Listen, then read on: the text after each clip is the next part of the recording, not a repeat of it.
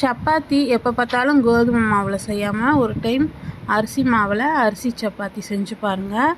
நல்லா சாஃப்டாக வாயில் வச்சதுமே கரைகிற மாதிரி அவ்வளோ சாஃப்டாக டேஸ்ட்டு சூப்பராக இருக்கும். இதுக்கு காரசாரமாக gravy, chicken gravy, egg gravy, அப்புறம் மீல் மேக்கர் கிரேவியெல்லாம் வச்சு சாப்பிட்டா ரொம்ப நல்லாயிருக்கும். இது செய்கிறதுக்கு 1 கப் அரிசி மாவுக்கு 1.5 கப் அளவுக்கு தண்ணி கொதிக்க வச்சுக்கோங்க. அதில் தேவையான அளவு உப்பு சேர்த்துட்டு நம்ம எடுத்து வச்சுருந்த அரிசி மாவை சேர்த்துட்டு அடுப்பை ஆஃப் பண்ணிவிட்டு நல்லா கலந்து விடுங்க.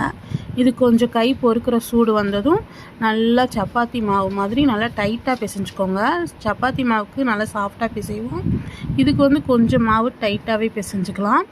பிசைஞ்சிட்டு இது ஒரு 10 நிமிஷம் ஊற விட்டுட்டு அதுக்கப்புறம் சின்ன சின்ன உருண்டையாக அந்த மாதிரி உருட்டி எடுத்துக்கோங்க. இப்போ நம்ம சப்பாத்தி கல்லில் கொஞ்சமாக அரிசி மாவு ஸ்ப்ரெட் பண்ணிவிட்டு உருட்டி வச்சுருக்கிற இந்த மாவை நம்ம சப்பாத்தி அளவுக்கு நல்லா தேய்ச்சிக்கலாம்.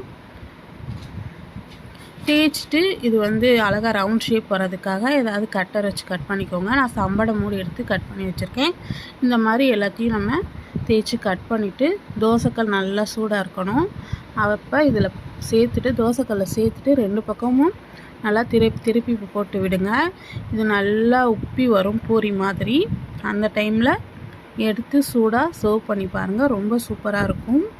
கண்டிப்பாக இந்த ரெசிபியை ட்ரை பண்ணிவிட்டு எப்படி இருந்ததுன்னு சொல்லுங்கள். இந்த ரெசிபி உங்களுக்கு பிடிச்சிருந்தா லைக் பண்ணி ஷேர் பண்ணுங்கள். மறக்காமல் சேனலை சப்ஸ்கிரைப் பண்ணிக்கோங்க, ஃபாலோ பண்ணுங்கள். தேங்க்யூ.